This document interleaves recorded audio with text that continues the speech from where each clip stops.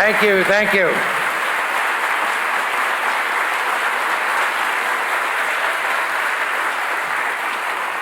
Thank you. I appreciate the introduction by Dr. Donnelly. Thank you very much. He's going to get more laughs than I am, I'm sure. But he's a pioneer around here, and you know, he's gotten used to you folks, I'm sure. But it is a real pleasure for me to get here. My wife and her daughter put that video together, and I think they did a wonderful job. Now, where is Lois sitting down here? She going to stand up?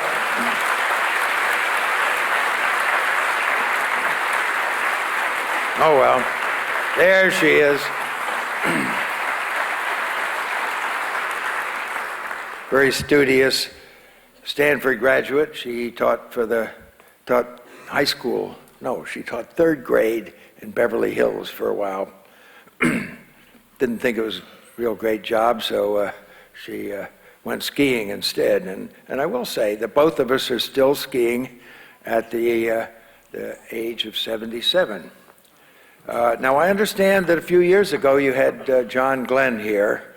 And I first met John Glenn when I was just a little bit older than you are. I was 23 years old, and I was a second lieutenant fighter pilot in the Korean War. And he was serving on his second tour, flying with a very good airplane, an Air Force F-86. And I just was over in Korea with some double aces, and an ace is a person who shot down 5 airplanes. And there were a couple of regular aces, and the war didn't last long enough for me to do more than 2 MiGs destroyed. But it was nice to reminisce about those days. I'd like to just call attention to the patch of Apollo 11. It's the only patch of all the missions in space that doesn't have any names on it. We felt that the significance of what we hoped we would succeed in doing would be able to go without having the names of the people. But we had the eagle, the symbol of our country, carrying the olive branch of peace. Initially, we put the olive branch, after it was suggested we do this, in the beak, like the dove that carries the olive branch of peace. But the aggressiveness of that eagle was just too much. So naturally, we put it in the claws, and it looked a little bit more peaceful.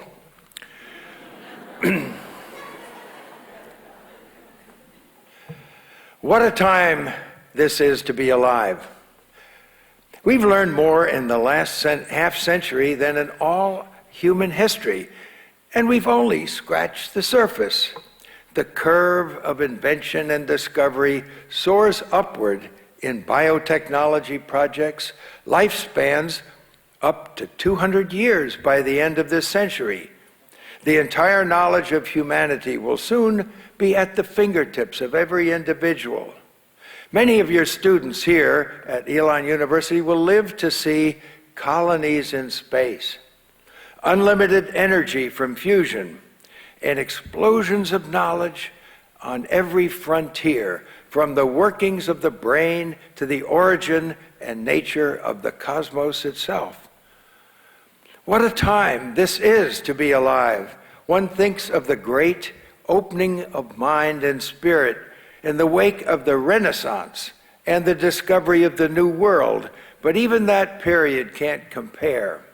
And what a place this is to be alive.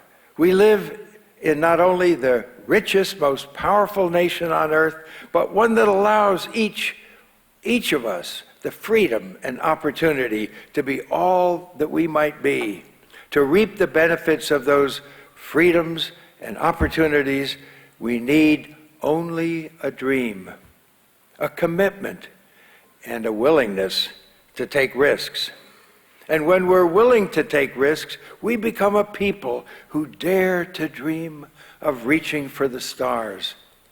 I'd like to share with you a little about one dream that I was a part of and how it opened a whole new spacefaring age.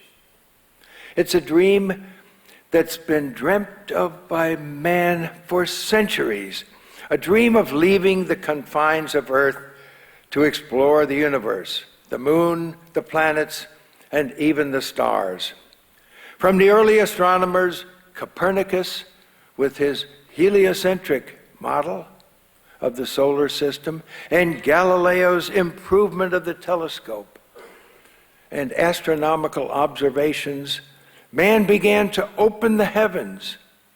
Then, on a clear, gusty winter morning in 1903, man took his first powered flight as the Wright brothers lifted up in their flying machine, built in the back room of their Dayton, Ohio bicycle shop, to defy gravity at Kitty Hawk, North Carolina. You got the wind, they had the brains. That's what somebody keeps saying.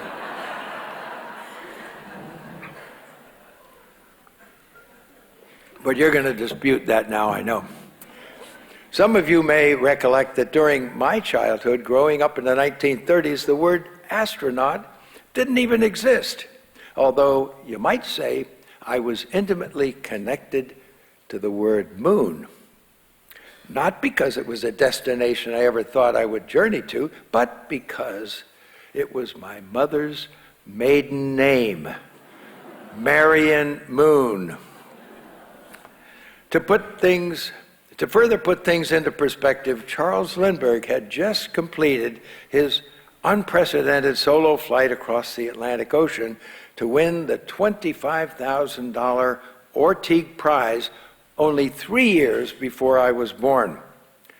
And his flight marked a turning point, a spurring of public interest in flying and the subsequent development of the airmail and then the commercial airline industry. My father, Edwin Eugene Aldrin, was an aviation pioneer and friend of Lindbergh, Orville Wright, Howard Hughes, many of those people. He took me in my first flight at the age of 2 in a Standard Oil of New Jersey Lockheed Vega, a single propeller plane with its wings and bodies painted to look like an eagle, a precursor to another flying craft called the Eagle that Neil and I would pilot on a much longer journey from the Earth. Commercial aviation continued to advance, especially with the United States' entry into World War II, which led to further research and development of all kinds of aircraft. At the end of the war, I felt really like I needed to attend a military school to get into flying. So I attended the West Point Military Academy for my education, and upon graduation, entered the Air Force as a fighter pilot just at the time that the Korean War was sort of at its peak. I flew 66 combat missions and shot down 2 enemy MiG-15 aircraft. People ask me if I experienced fear as an astronaut, but I can tell you there's no comparison to the fear you face when you're in combat, flying north of the Yalu River to catch up with the other airplanes in your flight, while the enemy comes at you from all angles, trying to shoot you down. Now that's the unknown. In space, we have a lot of knowns. In determining my path after my term of military duty, I felt impressed to return to the education that I could get at the Massachusetts Institute of Technology to earn a doctorate in science in astronautics. I've always believed that education not only opens new doors to continue one's talents to the world. You see, just 2 years before I commenced my graduate studies at MIT, the space age was launched when the Russians sent the first satellite, Sputnik, into Earth orbit. It was 1957, and it took the world by surprise. In fact, in just a few days from today, on October 4th, the world will herald the 50th anniversary of Sputnik and the beginning of the space age. The U.S. responded to Sputnik by forming NASA and commencing its own space program. With this new frontier on the horizon, I chose to focus my doctoral thesis on developing the techniques of orbital rendezvous. Taking my experience as a fighter pilot intercepting enemy aircraft, I applied these aircraft maneuvers to the realm of space and developed a formula, a technique for a rendezvous and docking of two spacecraft in Earth orbit. As I pursued my studies, a space race was lighting up between the US and the Soviet Union. When the Russians launched the first man into space to fully orbit the Earth, this was no small matter in the context of the Cold War, where the Soviet Union was consistently one step ahead in this new frontier of space. America responded as best we could by sending Alan Shepard on a suborbital flight to the edge of space, just about 62 miles, that's 100 kilometers, up and back. But we needed a new, bold vision if we were going to have a chance in this race. We needed a dream to commit ourselves to. And just 20 days later, on May 25th, 1961, President Kennedy shared the dream when he issued a challenge to the nation to send a man to the moon by the end of the decade and bring him back safely home. That was a good idea, I thought. It was not an easy challenge, but a hard one. And it was especially bold because at that moment in time, we didn't have the technology or the know-how to take us up there. Yet a whole nation was ready and willing to devote its time, talents, and energy to meeting that challenge. Teams of engineers, rocket scientists, aerospace companies, NASA, administrators, Congress, and the American people. A space race to the moon was on, and we were determined to be first. To my good fortune, the rendezvous theories I had developed at MIT attracted NASA's interest when I applied for the astronaut program, even though I wasn't a trained test pilot. In fact, NASA dropped the test pilot requirement after the second tier of astronauts, which made it possible for me to be accepted into NASA's third group of 14 in 1963, just as the Gemini program was getting started. The whole purpose of the Gemini orbital missions was to serve as a bridge between the relatively simple Mercury program with one crewman and Apollo's destination of 3 to the moon, landing with 2. With my background and affinity for scuba diving, I was the first astronaut to train underwater in spacesuits with scuba gear.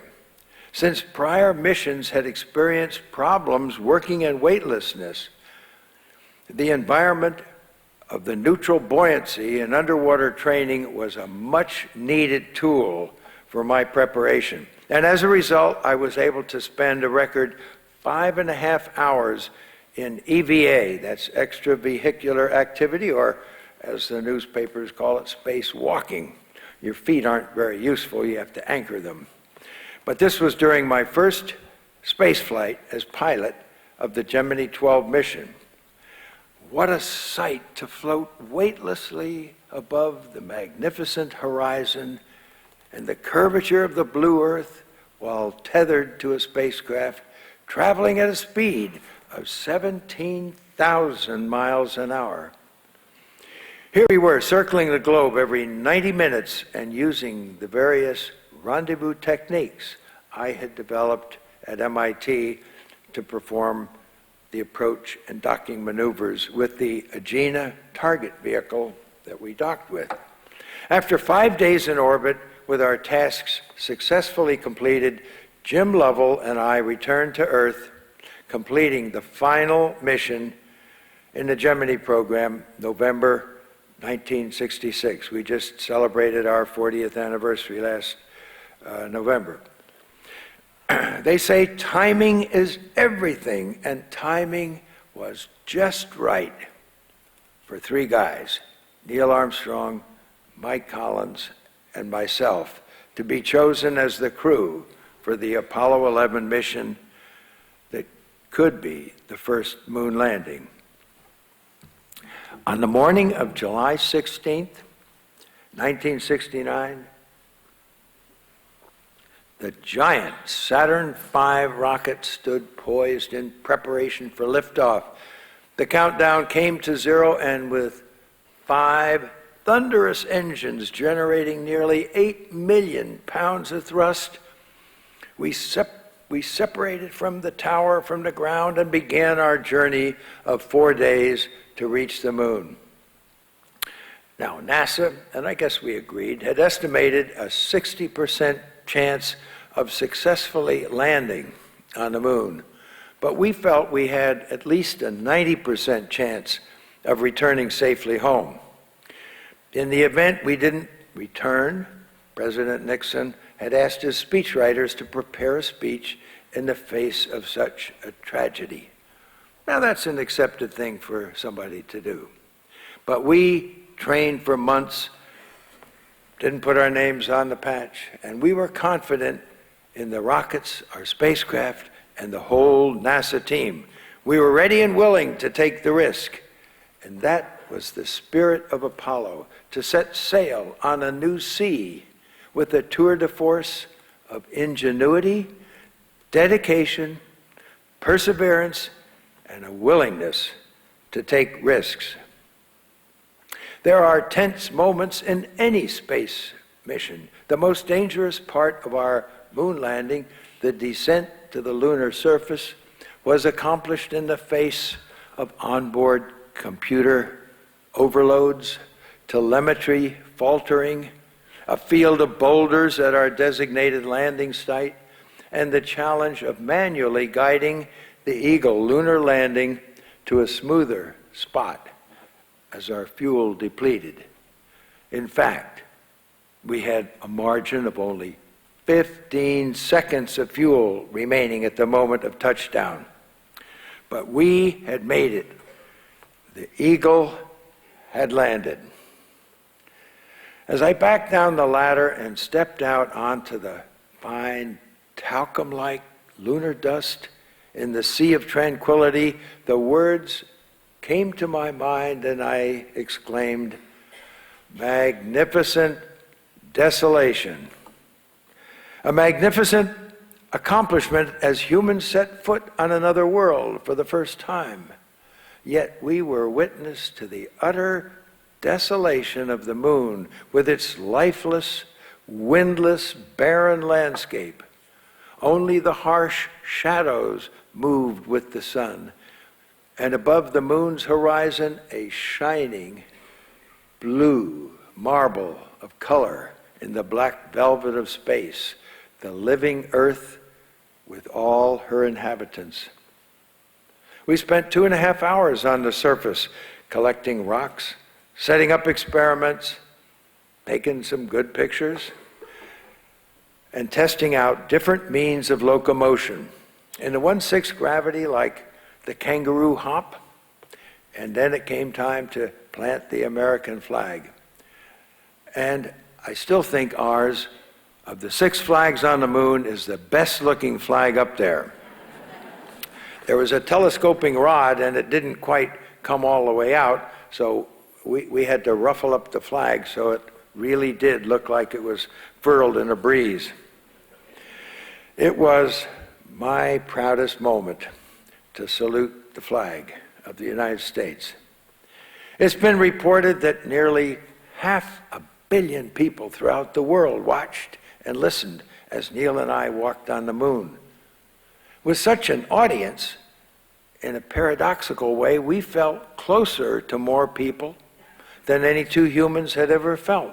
Yet here we were at the outpost, 250,000 miles away, further away than two humans had ever been from the rest of humanity. I've come to realize that more than the rocks we brought back, or the experiments we left. The true value of Apollo was what all the people back on Earth shared as they witnessed that triumphant moment of the human spirit when we landed on the moon. And perhaps that's why so many people, older than you folks, can't resist telling me where they were when I walked on the moon. I've got a notebook here and I'm keeping track of just exactly where everybody was. Yes, America made it first to the moon, but we were there on behalf of the whole human race.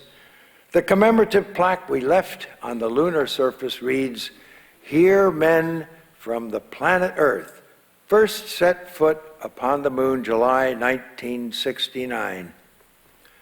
We came in peace for all mankind." And I think that really sums up the entire Apollo effort. In the 38 years since Neil and I set foot on the moon, a great deal has been said on the significance of that event. We became a spacefaring species. We gained a new perspective on our home planet, and we showed what humanity can achieve with strong leadership and solid commitment. But while the moon landing has come to represent the impossible dream achieved through untiring dedication and determination, it also carries a larger message. That ubiquitous photo that Neil snapped of me on the moon as I stood on the surface has become a popular icon. Not so much because the moon itself was some kind of culmination, but because it suggests the open-ended future that awaits not only humanity poised on the threshold of space, but every individual of age in the morning of this new millennium who dares to dream and is willing to take the risks. Risk has always been the price of any successful venture, whether it be our migration out of Africa into the northern ice, the founding of the New World and the shaping of a continent, or the preservation of that new freedom. Those who put themselves at risk accomplish larger ends, and they are the ones who lift our lives to a higher level. My parents' generation, the people who fought and won World War II, have been called the greatest generation. Through cooperation, persistence, discipline, and endurance, they abided depression and a war, defeating the darkest demons in history and leaving America a colossus astride the earth, willing to accept risk and sacrifice. They had a vision of something larger than themselves. It was a generation willing, in Kennedy's words, to bear any burden, pay any price, to achieve whatever goal it set. They succeeded on every front. They won the war and returned to recreate America, its communities, roads, businesses, government, arts and sciences, and an economic strength unparalleled in the long curve of history. As their last great gesture, they put humanity on the moon. They were a generation united, not only by a common purpose, but also by common values: duty, honor, service, love of family and country, and above all, a sense of responsibility for oneself. In the film Saving Private Ryan, one thinks of the dying lieutenant's last two words to Private Ryan: "Earn this." Too often we fail to honor that debt. There is a failure of nerve, a loss of vigor, and a collective hypochondria that cripples our larger vision. Where there is no vision, says the proverb of Solomon, the people perish. Someone once asked Wernher von Braun, the man who built the Apollo rockets, what it would take to send a man to the moon.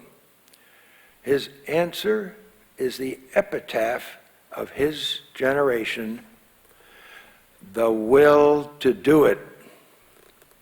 My own disappointment, of course, is that while we went from Kitty Hawk to the moon in 66 years, we languished for the next 35 in low Earth orbit. We're poised, as Carl Sagan said, on the shores of the cosmic ocean. We live at the dawn of a new renaissance, a moment much like the morning of the modern age, when most of the globe lay deep in mystery. But we are willing to do what it takes to move forward and unveil all that awaits us. Our failures in space, the Challenger explosion, the flaws of the Hubble telescope, the miscarriage of 2 Mars missions, and the tragic loss of Columbia have caused many to question the danger and the expense. We often forget that there can be no meaningful success without the opportunity to fail. It's easy to see the glass half empty, but to see it half full would be to wonder at the fact that in 24 years of shuttle flights, only 2 have been lost. That astronauts were able to repair the Hubble telescope in space, and that most missions are enormously successful. The Apollo moon landings proclaimed to the world that a free people, a people with energy, imagination, and acceptance of risk, the sky is not the limit. When Neil and I stepped off the lunar lander, we simply stepped off the tip of a great pyramid of American technology and know-how. The spirit of American progress and prosperity lies in its great projects, the bridges, the canals, the skyscrapers, and the transcontinental railroads, Roosevelt's arsenal of democracy, and Kennedy's mission to the moon. America has always stood at the leading edge of whatever her people set their mind to. The story of this country is one of a restless idealism and a phenomenal readiness to work, of migrants and immigrants whose vision of a better life settled the West and raised up cities, of the miners, lumberjacks, cowpunchers, and prairie farmers who tamed the continent. But above all, it's a history of what a free people can accomplish. We have a universe of many new frontiers before us. My own personal passion is space, and I see the pivotal necessity of our nation's objective to return to the moon and then to send permanent missions to Mars. We have our challenges cut out for us, and the next few years are going to be very critical and will require public support if America is to continue to provide a beacon of leadership in space exploration. Most urgently, we must successfully transition from our aging shuttle fleet to the next generation of launch vehicles and spacecraft that will take us beyond Earth orbit. Returning to the moon offers opportunities for resource development and robotic operations. Mars is the destination, however, that holds the greatest potential for human settlements and colonizations. I've been working on the Aldrin Mars cycler system of spacecraft transportation with cycling orbits between the Earth and Mars that I hope will play a role in taking us there by the year 2030. Today, we have a new space race burgeoning as private entrepreneurial companies compete to develop spacecraft that will take regular citizens, explorers, as passengers on trips into space. The space tourism industry is in its embryonic phase of development, but is staging for liftoff within the next few years. Already you can experience weightlessness on commercially available zero-gravity airplane flights. Soon you'll be able to purchase tickets for suborbital flights up to 100 kilometers, 62 miles, to the edge of space, much like Alan Shepard's first flight, and then orbital flights to space hotels. Just recently, I participated in the announcement of the Wired magazine Next Fest in Los Angeles of the Google Lunar X Prize, a $30 million prize to be awarded to the first private company to successfully land a robot on the moon. With these kinds of incentives, private entrepreneurial efforts will increasingly play a role in the future of human space travel.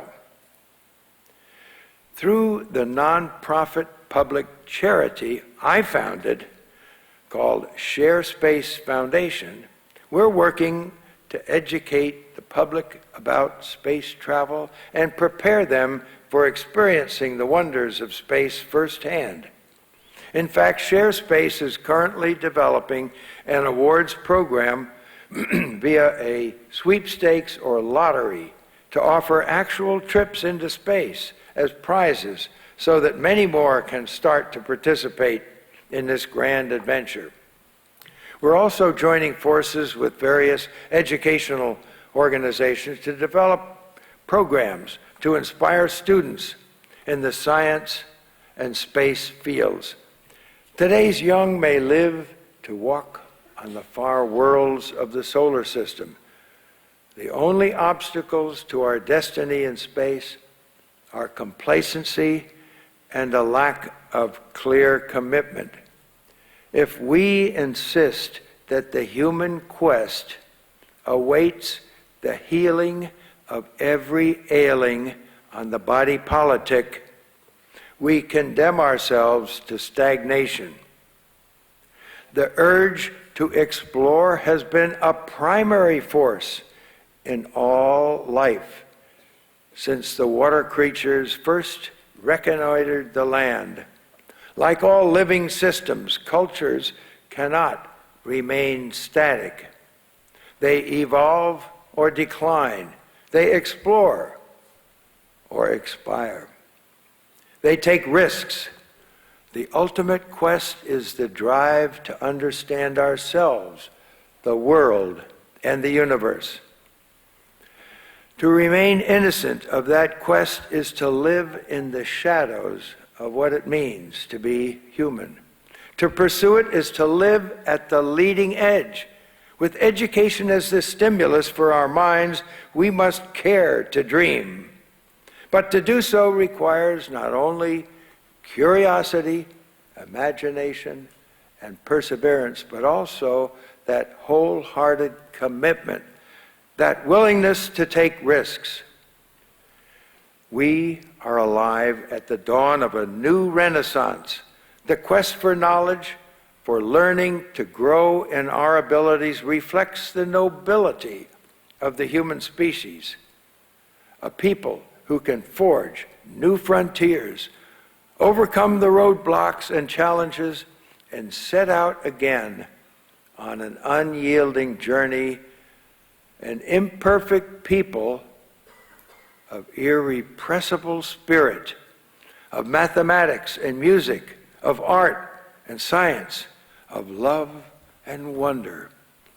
who dare to dream of reaching the stars. Come, my friends, cried Tennyson's Ulysses, 'tis not too late to seek a newer world, to sail beyond the sunset and the baths of all the western stars. Like Ulysses and Columbus, or the pioneers on the vast prairies, or the voyages of Apollo, my wish is for each of you and your students to find the courage to risk the abyss, to set sail for the edge and find instead new worlds beyond imagination, to dare to dream and reach for the stars. Thank you very much.